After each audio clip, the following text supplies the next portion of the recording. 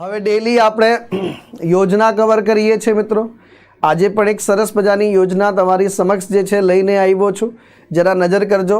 Doctor Ambedkar Awas Yojana હેઠળ મકાન બાંધકામ માટે કુલ કેટલી આર્થિક સહાય આપવામાં આવે છે?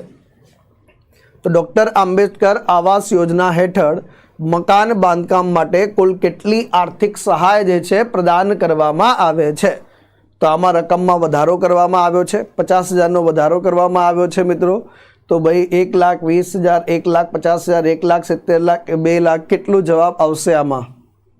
ચાલો ફટાફટથી યસ, 1,70,000 એટલે 1.70 લાખ, 1,70,000 પહેલા કેટલી હતી? 1,20,000, 50,000 વધારો કર્યો તો 1 લાખ જે છે। અને આ એક સામટી નથી આપવામાં આવતી, કુલ કેટલા તબક્કામાં આપવામાં આવે છે? શું છે? કુલ પણ એક સામટી નહીં, કુલ કેટલા તબક્કામાં ચૂકવવામાં આવે છે? ચલો ફટાફટથી, કેટલા તબક્કામાં આ ચૂકવવામાં આવે છે પૈસા? ફટાફટથી। અરે વાહ વાહ વાહ, ચલો આવો, ચિંતા ના કરો ભાઈ। સામાજિક ન્યાય અધિકારિતા મંત્રાલયનું અંતર્ગત જે છે अनुसूचित जाति कल्याण विभाग डॉक्टर आंबेडकर आवास योजना हेठळ नबળી आर्थिक स्थिति धरावता अनुसूचित जातिना जे छे घर विहोणा लोकोने जे छे आवास माटे आर्थिक सहाय टोटल 1,70,000 रुपया जे छे।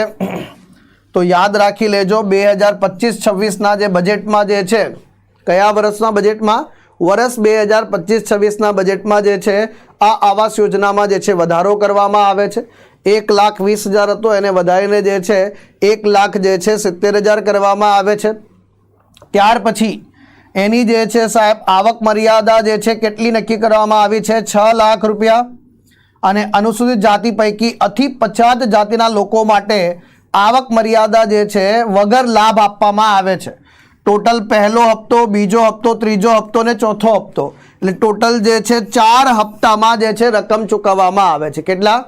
4 હપ્તામાં રકમ ચૂકવવામાં આવે છે। તો પહેલાં તો આ ઓફિશિયલ પ્રૂફ બતાવી દો એટલે તમને વિશ્વાસ આવે કે તમારો મિત્ર જે છે તમને ઓફિશિયલ ડેટામાંથી ભણાવે છે। સરસ મજાનું ડૉક્ટર આંબેડકર આવાસ યોજના અનુસૂચિત જાતિ માટેના જે છે ઘર વિહોણા હોય, ખુલ્લો પ્લોટ ધરાવતા હોય, કાચું મકાન ધરાવતા લોકોને નવું મકાન બાંધવા માટે આર્થિક સહાય ટોટલ 1,70,000, ટોટલ 4 હપ્તામાં। પહેલો હપ્તો જે છે વહીવટી મંજૂરીના હુકમ સાથે, બીજો, ત્રીજો અને ચોથો સાહેબ આને થોડુંક ડિટેલમાં જે છે અહીંયા જોવાનો પ્રયાસ કરીએ તો આનો મુખ્ય ઉદ્દેશ્ય અનુસૂચિત જાતિના આર્થિક રીતે નબળા અને ગરીબ રેખાની નીચે જીવતા પરિવારો જે છે એમને પાકું મકાન બનાવવા માટે સહાય આપવામાં આવે છે।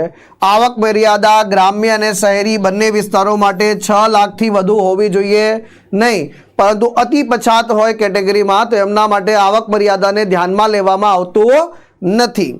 અરજદારની ઉંમર ઓછામાં ઓછી 21 વર્ષ હોવી જોઈએ સાહેબ। કુટુંબના કોઈપણ સભ્યએ અગાઉ અન્ય કોઈપણ સરકારી આવાસ યોજનાનો લાભ લીધેલો હોવો જોઈએ નહીં। ગ્રામ્ય વિસ્તારમાં જે છે સાહેબ મકાન બાંધકામની મહત્તમ મર્યાદા 7 લાખ, શહેરી વિસ્તારમાં 10 લાખ નક્કી કરવામાં આવી છે। પ્રથમ હપ્તો મળ્યાના જે છે 2 વર્ષની અંદર મકાનનું કામ જે છે પૂર્ણ કરવાનું રહેશે। તો આ જે છે ખાસ ધ્યાન રાખી લેજો, है ने।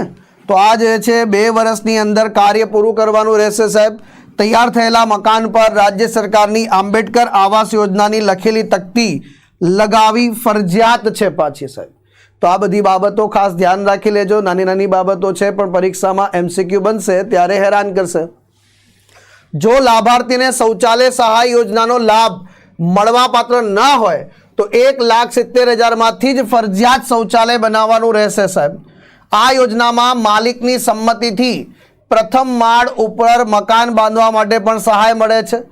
આ યોજનાનો લાભ લેવા એવા લોકો મળે છે જેમની પાસે ખુલ્લો પ્લોટ હોય અથવા તદ્દન કાચું મકાન હોય સાહેબ, એટલે પાકું મકાન બનાવવા માટે જે છે સહાય પ્રાપ્ત થાય છે સાહેબ આની અંતર્ગત જે છે। તો પહેલો હપ્તો 30,000નો, બીજો હપ્તો 80,000નો, ત્રીજો હપ્તો 50,000નો, ચોથો હપ્તો 10,000નો। તો તમે જોઈ શકો છો આની અંતર્ગત તો આ ટોટલ 4 તબક્કામાં તમને પ્રદાન કરવામાં આવે છે ભાઈ।